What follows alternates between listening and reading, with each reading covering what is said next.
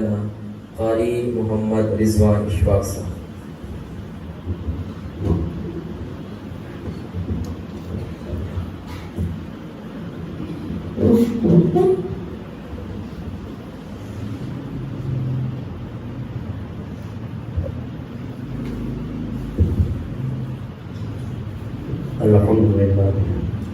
الحمد لله رب العالمين والعاقبة للمتقين والصلاة والسلام على سيد الأنبياء والمرسلين أما بعد فأعوذ بالله من الشيطان الرجيم بسم الله الرحمن الرحيم ما كان محمد أبا أحد من رجالكم ولكن رسول الله وخاتم النبيين صدق اللہ العظیم۔ حصول برکت کے لیے درود شریف پڑھیے۔ الصلاۃ والسلام علیک یا سیدی یا رسول اللہ وعلی آلک واصحابک یا سیدی یا حبیب اللہ، والصلاۃ والسلام علیک یا سیدی یا رحمۃ للعالمین وعلی آلک واصحابک یا سیدی یا شفیع المذنبین۔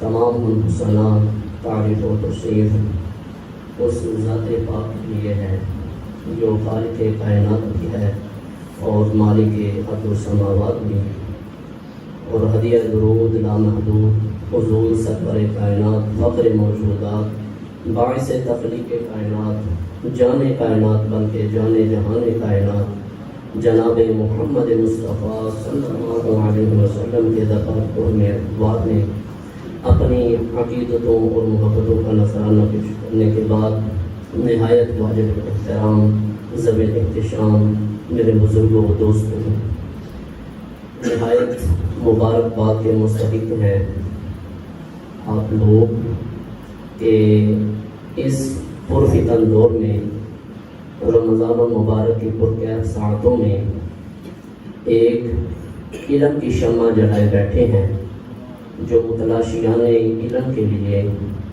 اپنی پیاس بجھانے کی کام کو پورا کر رہی ہیں۔ میں حضرت علامہ قاری مطلوب طاہری صاحب اور ان کے دیگر رفقا اور خصوصاً اہل محبت انتظامیہ اور آپ احباب تمام کو مبارکباد پیش کرتا ہوں اور دعا ہوں کہ اللہ رب العزت آپ کی اس کاوش کو اپنی بارگاہ میں قبول و منظور فرمائے، اور اس محفل علم کا صدقہ اللہ رب العزت ہم سب پر اپنا خاص فضل و کرم فرمائے۔ گرامی قدر حضرات، میرے ذمہ جو موضوع لگایا گیا ہے وہ ہے عقیدہ ختم نبوت۔ نہایت اختصار کے ساتھ اپنی گفتگو کو پایہ تکمیل تک پہنچانے کی کوشش کروں گا۔ خالق کائنات جل وعلا میری زبان پر حق جاری فرمائے اور ہم سب کو سن کر سنا کر اس پر عمل پیرا ہونے کی توفیق عنایت فرمائے۔ گرامی قدر حضرات، میں نے جو آیہ مقدسہ تلاوت کی اسی کا سہارا لے کر اپنی بات کو آگے بڑھاتا ہوں۔ خالق کائنات جل وعلا نے قرآن مقدس میں ارشاد فرمایا ما کان محمد ابا احد من رجالکم، فرمایا کہ ہمارے پیارے حبیب حضرت محمد مصطفیٰ صلی اللہ علیہ وسلم تم میں سے بالغ مردوں میں سے کسی کے باپ نہیں۔ یہ سادہ سا تفسیرانہ ترجمہ ہے کہ فرمایا کہ ہمارے پیارے حبیب صلی اللہ علیہ وسلم تم مردوں میں سے کسی بالغ مرد کے باپ نہیں۔ اگر اس بات پر ذرا ذہن پر زور دیا جائے تو ایک بات کھل کر سامنے آ جاتی ہے کہ اللہ رب العزت اس آیہ مقدسہ میں اپنے محبوب کے متعلق یہ ارشاد فرما رہا ہے کہ لوگوں یہ بات تمہارے ذہن میں ہونی چاہیے کہ میرا حبیب حضرت رسول اللہ صلی اللہ علیہ وسلم بالغ مردوں میں سے کسی کے باپ نہیں۔ اور اگر اس کو ذرا کھول کر بیان کروں تو یوں فرمایا جا رہا ہے کہ ما کان محمد ابا احد من رجالکم، کہ ہمارے حبیب تم میں سے کسی کے باپ نہیں، اور آگے فرما رہے ہیں وَلَٰكِن رسول اللہ، لیکن اللہ کے رسول ہیں، وَخَاتَمَ النَّبِيِّينَ، اور اللہ کے آخری نبی ہیں۔ یعنی جو رب رسول بھیج رہا ہے، جس رب نے سب رسولوں کو بھیجا، وہی رب یہ اعلان فرما رہا ہے کہ میرا حبیب اللہ کا رسول بھی ہے اور آخری نبی بھی ہے، آپ کے بعد کوئی نبی آ سکتا نہیں، قیامت آ سکتی ہے لیکن کوئی نبی دوسرا نہیں آ سکتا۔ یہ عقیدہ نبوت کا ایک سادہ سا مفہوم ہے جو میں نے آپ حضرات کے سامنے عرض کیا۔ اب سوال یہ پیدا ہوتا ہے کہ اللہ رب العزت نے ارشاد فرمایا کہ نبی کریم صلی اللہ علیہ وسلم تم میں سے بالغ مردوں کے باپ نہیں، یہ کیوں ارشاد فرمایا؟ اس کا مطلب، اس کا پس منظر، اس کا شان نزول میں آپ حضرات کی بارگاہ میں عرض کرنا چاہوں گا کہ نبی کریم صلی اللہ علیہ وسلم کے ایک غلام ہیں حضرت زید بن حارثہ رضی اللہ تعالیٰ عنہ، حضور کے غلام ہیں۔ یہ پہلے غلام تھے حضرت اما خدیجہ الکبریٰ رضی اللہ تعالیٰ عنہ کے۔ تو جب نبی کریم صلی اللہ علیہ وسلم نے اما جی حضرت خدیجہ الکبریٰ رضی اللہ تعالیٰ عنہ سے نکاح فرمایا تو حضرت خدیجہ الکبریٰ رضی اللہ تعالیٰ عنہ نے یہ غلام حضرت زید بن حارثہ، چھوٹے تھے، بچے تھے، سرکار کی بارگاہ میں پیش کیا اور عرض کی کہ حضور یہ بڑا اچھا بچہ ہے، آپ اس کو قبول فرمائیں، یہ آپ کے گھر کے جو چھوٹے موٹے کام ہیں ان میں آپ کی مدد کرے گا۔ اب یہاں پر ایک جملہ بڑا قابل توجہ ہے کہ حضرت اما خدیجہ الکبریٰ رضی اللہ تعالیٰ عنہ آپ فرما رہے ہیں کہ حضور یہ بڑا اچھا بچہ ہے، کہ جو پہلے اتنا اچھا ہے جب حضور کی مجلس میں، حضور کی صحبت میں آیا ہوگا پھر کتنا اچھا ہو گیا۔ تو سرکار کی زوجہ محترمہ آپ فرماتی ہیں کہ حضور یہ بڑا اچھا بچہ ہے، اسے قبول فرمائیے۔ یہ جو حضرت زید بن حارثہ رضی اللہ تعالیٰ عنہ آپ بچپن میں اپنی والدہ کے ساتھ اپنے ننیال جا رہے تھے، نان کے جسے کہتے ہیں، وہاں جا رہے تھے تو راستے میں قافلے پر ڈاکو نے حملہ کیا۔ تو اس وقت جو ڈاکو ہوتے تھے وہ مال و اسباب تو چھینتے تھے، ساتھ جو چھوٹے بچے ہوتے تھے ان کو بھی چھین لیتے تھے، ان کو چھین کر منڈیوں میں بیچ دیتے تھے۔ تو حضرت زید بن حارثہ کے قافلے پر جب حملہ ہوا تو ڈاکوؤں نے مال و اسباب تو چھینا اور ان کی والدہ سے حضرت زید بن حارثہ رضی اللہ تعالیٰ عنہ کو بھی چھین لیا اور چھین کر ان کو منڈیوں میں بیچ دیا۔ تو یہ بکتے بکاتے مکہ کی منڈی میں آ پہنچے۔ ادھر حضرت خدیجہ الکبریٰ رضی اللہ تعالیٰ عنہ آپ نے اپنے غلام کو فرمایا کہ تم بازار جاؤ اور ایک غلام خرید کر لاؤ۔ تو وہ آپ کا غلام جب بازار سے خرید کر جس کو لایا وہ حضرت زید بن حارثہ تھے۔ تو یہ حضرت زید بن حارثہ رضی اللہ تعالیٰ عنہ آپ کو سرکار کی بارگاہ میں پیش کیا تو یہ سرکار کے پاس رہنے لگے، یہ سرکار کے پاس رہنے لگے۔ کچھ عرصہ گزرا تو حضرت زید بن حارثہ رضی اللہ تعالیٰ عنہ آپ کا چچا بزنس مین تھا، تاجر تھا، وہ مکہ کی منڈیوں میں آیا اپنا سامان بیچنے کی غرض سے۔ تو اس نے مکہ کے بازاروں میں، گلیوں میں جب حضرت زید بن حارثہ رضی اللہ تعالیٰ عنہ کو چلتے ہوئے دیکھا تو اس نے غور کیا، کیونکہ خون جو ہوتا ہے نا، اپنا خون، اس میں ایک خاص کشش ہوتی ہے۔ تو جب چچا نے اپنے بھتیجے کو دیکھا تو کہنے لگا کہ یہ میرا بھتیجا لگتا ہے۔ وہ پنجابی میں کہتے ہیں نا کہ جے اللہ نہ پلاوے تے اے میرا بھتیجا لگتا ہے۔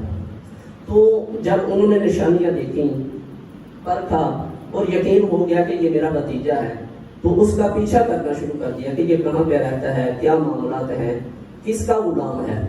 سارا انہوں نے ماحول چیک کیا، پکا ہو گیا کہ یہ ان کا بھتیجا ہے۔ تو پھر لوگوں سے پوچھنا شروع کر دیا کہ یہ کس کا غلام ہے۔ تو لوگوں نے بتایا کہ یہ فلاں فلاں شخصیت جن کا نام نامی اس میں گرام محمد صلی اللہ علیہ وسلم ہے، یہ ان کا غلام ہے۔ تو ان کے چچا نے پوچھا کہ وہ کیسے شخص ہیں؟ تو انہوں نے بتایا کہ وہ ایسے شخص ہیں کہ کائنات میں ان جیسا دوجا نہیں دکھا، وہ ایسے شخص ہیں۔ جب یہ بات ہو گئی تو چچا نے فوراً اپنا سامان بیچا، سمیٹا اور گھر کی طرف روانہ ہو گئے، کیونکہ ان کے جو والد تھے حضرت زید بن حارثہ کے رضی اللہ تعالیٰ عنہ کے، اگر مستدرک للحاکم اور مسلم کی احادیث مبارکوں کو دیکھیں تو ان کے اشعار ملتے ہیں۔ فرماتے ہیں کہ اگر حضرت زید بن حارثہ کے والد فرماتے ہیں کہ اگر مجھے پہاڑوں پر چڑھنا پڑے اور میرے جوتے پھٹ جائیں، میں پرواہ نہ کروں، میں جوتے پھینک دوں۔ اگر مجھے پہاڑوں پر چلنا پڑے تو میرے پاؤں پھٹ جائیں، میں پرواہ نہ کروں، لیکن میں اپنے بیٹے کو حاصل کروں۔ سواری چلتے چلتے تھک جائے لیکن میں پرواہ نہ کروں، میں اپنے بیٹے کو حاصل کروں۔ اتنا غم میں مبتلا باپ اور اتنے درد بھرے اشعار اس نے کہے، اور ان کی والدہ جو ہیں وہ اپنے بچے کے غم میں رو رو کر نابینا ہو چکی تھی۔ تو حضرت زید بن حارثہ رضی اللہ تعالیٰ عنہ آپ کے چچا گھر گئے، اپنے بھائی کو کہا کہ بھائی میں نے تیرا بیٹا ڈھونڈ لیا ہے، اب ایسا کرو کہ پیسہ جمع کرو، پیسہ جمع کرو، کیونکہ یہ جو کام ہے یہ پیسے کے بغیر نہیں ہو سکتا۔ تو باپ اپنی جائیداد، اپنا مال و اسباب جو کچھ تھا وہ بیچا، پیسے جمع کیے، اب مکے آ گئے۔ پوچھتے پچھاتے، لوگوں سے پوچھتے پوچھتے سرکار تو عالم صلی اللہ علیہ وسلم کے در دولت پر جا پہنچے۔ سرکار نے ان کو بٹھایا اور فرمایا کہ کیا ماجرا ہے، کس لیے آئے ہو؟ تو انہوں نے سرکار کے پاس تشریف رکھی، بیٹھے اور رونے لگے۔ روتے روتے پیسے جو مال تھا وہ حضور کی بارگاہ میں پیش کیا اور کہا حضور یہ پیسے آپ پہلے قبول کریں، بات ہم بعد میں کریں گے۔ تو سرکار نے فرمایا کہ بتاؤ تو صحیح کیا مسئلہ ہے، کیا بات ہے، ہو سکتا ہے تمہارا کام بغیر پیسوں کے ہو جائے۔ تو انہوں نے کہا کہ نہیں نہیں حضور، یہ کام ایسا ہے یہ پیسوں کے بغیر نہیں ہو سکتا۔ تو سرکار نے فرمایا کہ جو کام پیسوں کے بغیر نہیں ہو سکتا وہی تو ہم پیسوں کے بغیر کرتے ہیں، تم بتاؤ تو صحیح مسئلہ کیا ہے۔ تو انہوں نے عرض کی کہ حضور آپ کے پاس فلاں فلاں حلیے والا غلام ہے اور نام اس کا زید ہے۔ سرکار نے فرمایا ہاں ہے۔ تو اس نے عرض کی کہ حضور میں اس کا چچا ہوں، یہ اس کا باپ ہے، یہ پھوپھا ہے، یہ رشتہ دار ہے، تو حضور یہ پیسے قبول کرے اور یہ بچہ ہمیں دے دیں۔ تو سرکار نے فرمایا کہ بھائی بات یہ ہے کہ حضرت زید بن حارثہ یہ میرا غلام ہے، وہ آ جاتا ہے، اس سے پوچھ لیتے ہیں، اگر تو وہ جانا چاہے اپنی خوشی کے ساتھ میں بغیر پیسوں کے تمہارے ساتھ بھیج دوں گا، اگر وہ جانا چاہے تو میں بنا کسی معاوضے کے وہ تمہارے ساتھ بھیج دوں گا، جی اگر وہ نہ جانا چاہے تو میں نہیں دینا، جی اگر وہ نہ جانا چاہے تو میں نہیں دینا۔ تو انہوں نے کہا کہ اتنی بڑی آفر، اتنی بڑی بات، تو آپس میں تبصرہ کرنے لگے کہ زید کیوں نہیں جائے گا۔ تو سرکار نے فرمایا کہ ٹھہر جاؤ نا، وہ آتا ہے تو پھر دیکھ لو۔ تو اتنے میں حضرت زید بن حارثہ آئے۔ اب آئے تو جب دیکھا تو ایک نظر پڑی تو مصطفیٰ کے چہرے پر اور دوسری نظر پڑی تو اپنے ابا جی کے چہرے پر۔ تو سرکار نے فرمایا کہ پہچانتے ہو؟ عرض کیجیے حضور میرے ابا جی۔ فرمایا مل لو۔ باپ اور بیٹا بچھڑے تھے، ملے، رونے لگے، سسکیاں بند گئی۔ تو سرکار نے ان کو سہارا دیا، چپ کروایا، بٹھایا، اور حضرت زید بن حارثہ رضی اللہ تعالیٰ عنہ آپ سے فرمایا کہ بیٹے یہ تیرے والد ہیں اور تیرے رشتہ دار ہیں، یہ آئے ہیں تجھے لینے پیسوں کے بدلے، اور میں نے انہیں کہہ دیا ہے کہ اگر حارثہ زید اپنی خوشی سے جانا چاہے تو میں کوئی پیسہ نہیں لوں گا، میں اسے بھیج دوں گا، اب تو بتا تو جانا چاہتا ہے یا نہیں۔ جب سرکار نے یہ پوچھا تو حضرت زید چپ ہو گئے۔ پھر دوسری مرتبہ پوچھا، پھر حضرت زید چپ ہیں۔ جب تیسری مرتبہ پوچھا تو حضرت زید کی آنکھوں میں آنسو آ گئے، رو کر حضور کی بارگاہ میں عرض کی حضور میں نے نہیں جانا، حضور میں نے نہیں جانا۔ وہ اس کا نقشہ اعلیٰ حضرت بریلی کے تاجدار نے لکھا کہ تیری چوکھٹ پہ پڑے، تیری چوکھٹ پہ پڑے، غیر کی ٹھوکر پہ نہ ڈال، جھڑکیاں کھائیں کہاں چھوڑ کے تلوا تیرا۔ عرض کی حضور میں نے نہیں جانا. تو والد کہنے لگا کہ بیٹے غلامی کو آزادی پر ترجیح دے رہے ہو, غلامی کو زیادہ امپورٹنس دے رہے ہو. تو حضرت زید بن حارثہ نے کہا کہ ابا حضور ان کی غلامی ایسی غلامی ہے کہ میں ساری زندگی کی آزادی اس غلامی پر وار ہوں. یہ ایسی غلامی ہے, یہ ایسی شخصیت ہے جن کے پاس میں رہتا ہوں. تو والد نے کہا کہ بیٹے تو یہاں پر بہت آسائشیں ہوں گی, بہت کچھ تمہیں ملتا ہوگا, لیکن ہم بھی تو تیرے والدین ہیں.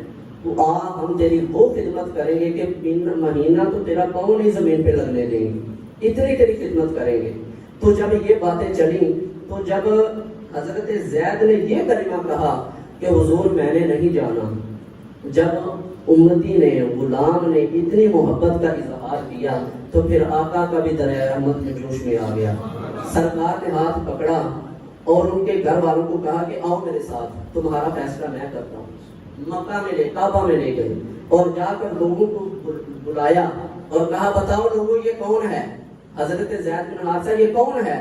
لوگوں نے کہا حضور یہ آپ کا غلام ہے. فرمایا خبردار, یہ آج کے بعد میرا بیٹا ہے, یہ آج کے بعد میرا بیٹا ہے. یہ حضور نے محبت کا سیرا دیا. اور جب واپس آئے تو حضرت زید بن حارثہ اور ان کے والدین ان کے گھر والوں کو بٹھایا تو سرکار نے فرمایا بھائی بات یہ ہے کہ یہ جانا نہیں چاہتا, اب یہ ہے کہ تم یہ پیسے بھی رکھو اور زید کو بھی لے جاؤ, اسے مل لو پھر اسے واپس بھیج دینا. اور اب جتنی زندگی ہے جب تمہارا دل کرے تم آ کر مل لینا, اس کا دل کرے گا یہ جا کر مل لے گا. اب جب یہ نہیں جانا چاہتا تو میں بھی اسے نہیں چھوڑوں گا. تو یہ حضرت زید بن حارثہ جو تھے یہ حضور کے پاس رہنے لگے. جب یہ جوان ہوئے تو ان کی شادی ہوئی حضرت زینب رضی اللہ تعالیٰ عنہ کے ساتھ. تو کچھ عرصہ گزرنے کے بعد کچھ آپس میں معاملات ہوئے تو حضرت زید نے اپنی بیوی کو طلاق دے دی, حضرت زینب رضی اللہ تعالیٰ عنہ کو. تو جب ان کو طلاق ہو گئی تو نبی کریم صلی اللہ علیہ وسلم نے دیکھا کہ یہ بے سہارا ہیں, ان کا سہارا کوئی نہیں, تو ان سے نکاح فرما لیا. آپ سب جانتے ہیں کہ نبی کریم صلی اللہ علیہ وسلم نے بیوہ سے بھی نکاح فرمایا, مطلقہ سے بھی نکاح فرمایا, جس کے آگے پیچھے کوئی نہیں تھا بے سہارا تھی اس سے بھی نکاح فرمایا کہ میری سنت پوری ہو جائے, میری سنت زندہ رہے, لوگوں کو پتہ چل جائے. تو جب حضور نے ان کی زوجہ سے نکاح فرمایا جن کو انہوں نے طلاق دی تھی تو کفار نے شور مچا دیا کہ دیکھو بھائی اپنے بیٹے کی بیوی سے نکاح کر لیا, اپنی بہو سے نکاح کر دیا.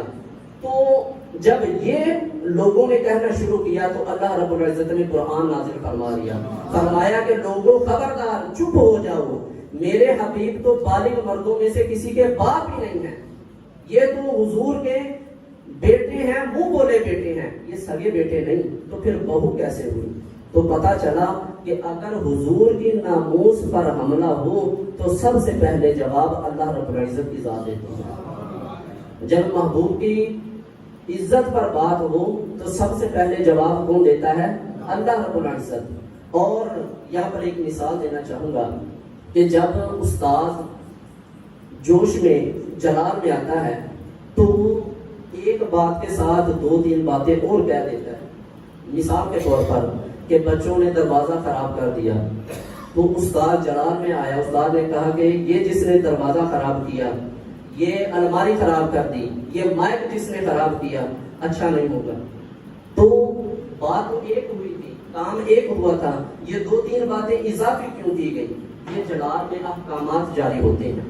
تو اب اس آیت مبارکہ کو دیکھیے, بلا تشبیہ و بلا تمثیل, جب حضور کی ناموس پر یہ بات ہوئی تو رب کریم نے فرمایا خبردار میرے محبوب کے بارے میں بات نہیں کرنی, میرا محبوب بالغ مردوں میں سے کسی کے باپ نہیں. اور یہ بھی سنو کہ یہ ہمارے رسول ہیں, اور یہ بھی سنو کہ یہ اللہ کے آخری نبی ہیں, ان کے بعد کوئی نبی نہیں.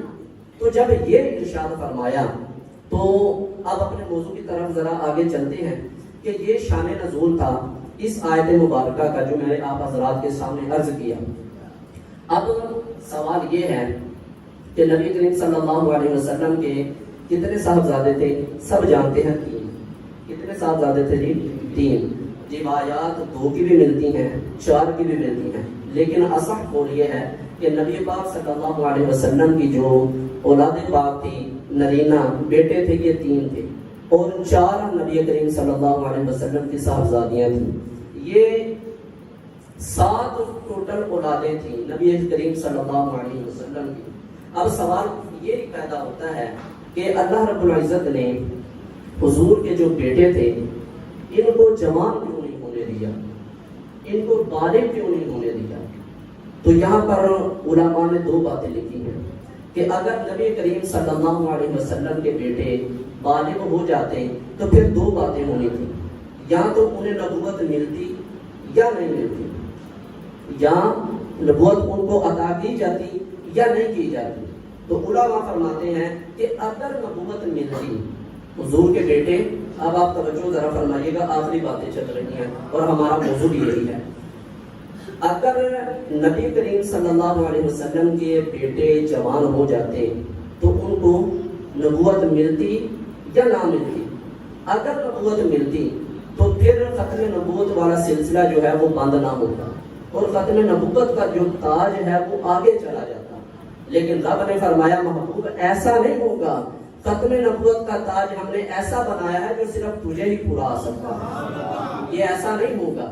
اور دوسرا فرمایا کہ اگر نبی کے بیٹے جوان ہوتے بالغ ہوتے اور ان کو نبوت نہ ملتی تو یہ شان میں نقص پیدا ہوتا تھا کہ پہلے جو انبیاء تھے ان کی جو اولاد تھی، ان کے جو بیٹے تھے، جب وہ بالغ ہوئے تو ان کو نبوت ملی، دوسرے نبیوں کے بیٹوں کو نبوت ملے، لیکن جب حبیب کے بیٹوں کی باری آئی تو ان کو نبوت نہ ملے، تو یہ بھی شان میں تنقیص تھی۔ فرمایا محبوب نہ ختم نبوت کا تاج آگے جانے دینا ہے، نہ تیری اولاد کو جوان ہونے دینا، کیونکہ مسئلہ ختم نبوت کا ہے اور ہم ختم نبوت پر کسی کمپرومائز کو نہیں کر سکتے، کسی بھی قسم کا کوئی کمپرومائز نہیں ہو سکتا۔ اب اس کا مطلب یہ نکلا کہ میرے نبی کے بعد کوئی نبی نہیں ہو سکتا، اگرچہ میرے نبی کا بیٹا ہی کیوں نہ ہو۔ آپ توجہ کریں گے، میرے نبی کے بعد کوئی نبی نہیں ہو سکتا، اگرچہ میرے نبی کا بیٹا ہی کیوں نہ ہو۔ جب میرے نبی کے بعد میرے نبی کا بیٹا نبی نہیں ہو سکتا تو مرزا قادیانی کیسے نبی ہو سکتا ہے؟ جب نبی کا بیٹا نبی کے بعد نبی نہیں ہو سکتا تو پھر قادیانی کیسے نبی ہو سکتا ہے؟ اب آگے چلیے، جب حضرت ابراہیم نبی کریم صلی اللہ علیہ وسلم کا صاحبزادے حضرت ابراہیم علیہ السلام آپ کا وصال ہوا بچپنے میں، تو نبی کریم صلی اللہ علیہ وسلم پاس بیٹھے تو اتنا روئے کہ حضور کے آنسوؤں سے داڑھی مبارک تر ہو گئی، وہ داڑھی سے نکل کر آنسو زمین پر گرے اور زمین تر ہو گئی۔ تو حضرت عبد الرحمن بن عوف رضی اللہ تعالیٰ عنہ آپ حضور کے پاس آئے اور آپ نے عرض کی، حضور آپ نے ہمیں رونے سے منع کیا تھا لیکن آپ خود رو رہے ہیں۔ یہاں پر ایک جملہ کہہ کے گزر جاؤں گا، آپ کو سمجھ آ جانی چاہیے کیونکہ یہ میرا موضوع نہیں۔ عرض کی، حضور آپ نے ہمیں رونے سے منع کیا ہے لیکن آپ رو رہے ہیں۔ سرکار نے فرمایا میں نے رونے سے منع نہیں کیا، پیٹنے سے منع کیا ہے۔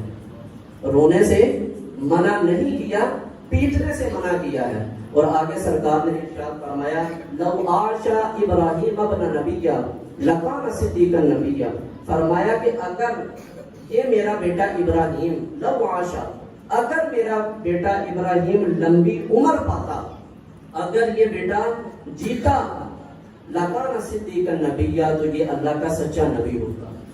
اگر میرا بیٹا لمبی عمر پاتا تو کیا ہوتا؟ یہ اللہ کا سچا نبی ہوتا۔ فرمایا نا محبوب، تیری ختم نبوت کا مسئلہ ہے، ہم تیرے بیٹوں کو جینے نہیں دیں گے۔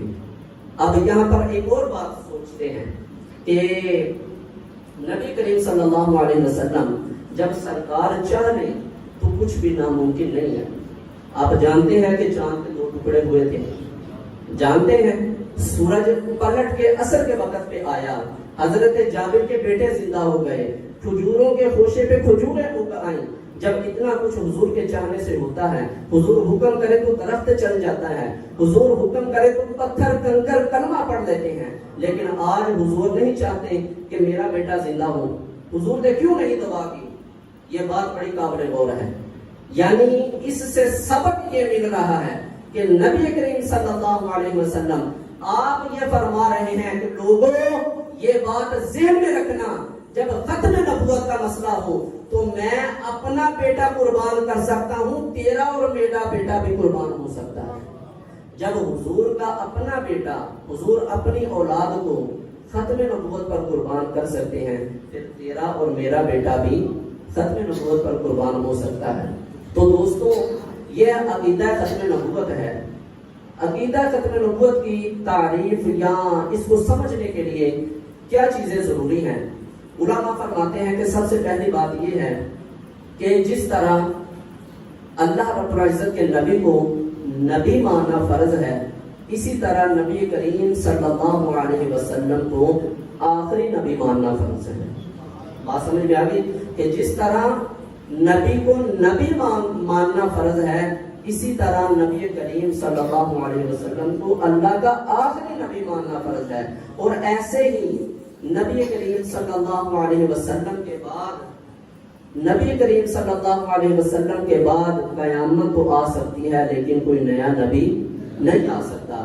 یہ تین چیزیں آپ نے ذہن میں رکھنی ہے کہ نبی کو نبی ماننا فرض ہے، اور نبی کریم صلی اللہ علیہ وسلم کو آخری نبی ماننا فرض ہے، اور تیسرا یہ ہے کہ نبی کریم صلی اللہ علیہ وسلم کے بعد قیامت تو آ سکتی ہے لیکن کوئی نیا نبی نہیں آ سکتا۔ میرے حضور صلی اللہ علیہ وسلم نے ارشاد فرمایا کہ اگر میرے بعد کوئی نبی ہوتا، میرے بعد کوئی نبی ہوتا تو عمر فاروق کو ہوتے، کیونکہ حضرت عمر فاروق وہ اوصاف رکھتے تھے جو انبیاء، سابق انبیاء میں پائے جاتے تھے، وہ اوصاف حضرت عمر فاروق کے اندر موجود تھے۔ لیکن اتنے اوصاف ہونے کے باوجود حضرت عمر فاروق جیسی ہستی جب نبی نہیں بن سکتی تو یہ کان دجال جو ہے یہ نبی کیسے بن سکتے ہیں؟ اللہ اکبر۔ ہمیں اس عقیدے پر کاربند رہنا ہے۔ عقیدہ ختم نبوت یہ ہمارے ایمان کی اساس ہے، یہ ہمارے ایمان کی بنیاد ہے، اور اسی پر ہم نے رہنا ہے، اور اللہ رب العزت اسی پر ہمارا خاتمہ فرمائے اور اسی پر اپنے بچوں کی تربیت کرے۔ خالق کائنات جل وعلا ہمیں عمل کی توفیق عنایت فرمائے۔ اور مجھے حکم ہوا تھا کہ چند ایک گزارشات جو ہمارے مسائل ہیں مسجد میں اعتکاف والوں کے جو ہوتے ہیں، تو عرض یہ ہے کہ دیکھیے اعتکاف کی تعریف کیا ہے کہ اللہ رب العزت کی رضا کے لیے یہ جو مخصوص ایام ہیں ان میں خود کو مسجد میں روک لینا، کس کے لیے؟ خالصتاً اللہ کی رضا کے لیے۔ کس کے لیے جی؟ بولیے کہ ذرا جی، کس کے لیے جی؟ خالصتاً اللہ کی رضا کے لیے، کہ صرف کس کی رضا مقصود ہے؟ اللہ رب العزت کی۔ تو جو احباب اللہ رب العزت کے گھر کے مہمان بنتے ہیں ان کے لیے یہ چیزیں لازم ہونی چاہیے کہ وہ پہلے دور میں کچھ عرصہ قبل اگر ہم پیچھے جائیں تو ہم اپنے بچپنے میں، اور آپ بزرگ ہیں آپ نے ماشاءاللہ دیکھا ہوگا کہ اعتکاف جو معتکف حضرات ہوتے تھے نا وہ اپنا منہ چھپا کے رکھتے تھے۔ پتہ ہے کیوں؟ کس وجہ سے؟ ان کو پتہ ہوتا تھا کہ ہم اللہ کے مہمان ہیں، ہم نے لوگوں سے نہیں ملنا۔ اور ایسا بھی ہوتا تھا کہ یہ جو حجرے میں بیٹھے ہوتے ہیں نا، ایک بندے کو نہیں پتا ہوتا تھا کہ دوسرا کون بیٹھا ہوا ہے، اتنا یہ خلوت نشینی ہوتی تھی۔ تو یہ جو مسائل ہیں یہ مسائل یقیناً حضرت صاحب نے آپ کے گوش گزار کیے ہوں گے۔ تو دیکھیے کہ جب جوتا پہنا ہو تو نماز ہو سکتی ہے؟ نہیں ہو سکتی۔ جوتا پہنا ہو تو نماز نہیں ہو سکتی۔ تو اسی طرح جب اعتکاف میں بیٹھنا ہے تو یہ جو دنیا ہے نا، دنیا اس کو باہر چھوڑ دیں، اس کو چھوڑ دیں، کیونکہ وہ کہتے ہیں کہ اعتکاف جو معتکف ہوتا ہے نا یہ اس شخص کی طرح ہوتا ہے جو جو اس کا مالک ہوتا ہے اس کے در پر دھرنا دے کر بیٹھ جاتا ہے، دھرنا دے کے بیٹھ جاتا ہے کہ یہ جو دھرنا دیتے ہیں یہ کیا کرتے ہیں کہ ہمارے مطالبات ہیں، یہ مطالبات پورے کیے جائیں۔ اور جو معتکف ہوتا ہے نا یہ اللہ کے گھر دھرنا دے کے بیٹھا ہوتا ہے، کیا کہ مولا جب تک تو میری بخشش نہیں نہ کرے گا میں بھی نہیں یہاں سے جاؤں گا، میں یہاں سے جاؤں گا تو بخشش کا نذرانہ لے کر جاؤں گا. تو یہ جو معتکف ہوتے ہیں یہ کوئی عام شخص نہیں ہوتے. میں اکثر اپنے معتکف حضرات جو ہے نا دوستوں کو کہتا ہوں کہ یار ساڈے نال خوش نصیب تسی ہو. وہ کہتے ہیں کہ جی تسی ہو خوش نصیب, تسی ماشاءاللہ قرآن پاک سناندے ہو, درس و حدیث بھی دیندے ہو, قرآن پاک بھی پڑھتے ہو, نمازاں بھی پڑھتے ہو, تسی بڑے نیک ہو. میں بھائی نہیں, تسی ساڈے نالوں زیادہ نیک ہو کہ رب نے تانوں پسند کیتا اپنے گھر واسطے. جے تانوں رب نے اپنے گھر واسطے پسند کیتا تے پھر رب دے ہو جاؤ, چھڑ دیو سارا کچھ. فضول کی باتیں, فضول کی گفتگو, فضول بیٹھنا, کوئی آ رہا ہے کوئی جا رہا ہے, یہ ختم کر دے سلسلہ. یہ جو 10 دن ہے نا ان کے بارے میں نبی کریم صلی اللہ علیہ وسلم نے ارشاد فرمایا, اپنی گفتگو کو ختم کرتا ہوں, فرمایا کہ جو شخص ان 10 دنوں کا اعتکاف کرتا ہے نا اللہ رب العزت اسے 2 حج اور 2 عمروں کا ثواب عطا فرماتا ہے. اس تو بڑی کیڑی گل ہو سکے کہ جدو رب فرما دے, رب دا حبیب فرما دے کہ جڑا اعتکاف کرے گا انہوں 2 حج تے 2 عمرے دا ثواب, تے یقیناً مقبول حج تے عمرے دا ثواب. اس تو بعد کہ ہور کی چاہیے. دوستو صاحبو, اے جڑا وقت ہے یہ بہت قیمتی ہے. کوشش کرو کہ انہوں اللہ کی رضا واسطے وقف کرو. خالق کائنات جل وعلا ہم نے جو کچھ بھی سنا سنایا باتیں تھی, اللہ رب العزت اس پر عمل کی توفیق عنایت فرمائے. جو غلطیاں ہوئیں, جو کوتاہیاں ہوئیں, میرا رب ہمیں معاف فرمائے. آمین بجاہ نبی الکریم صلی اللہ علیہ وسلم. آمین. اللهم صل على سيدنا واصحاب سيدنا ومولانا محمد وبارك وسلم عليه یا الہ العالمین. نماز فجر ادا کی, مولا سحری کی, اب درس بیان بھی سنا.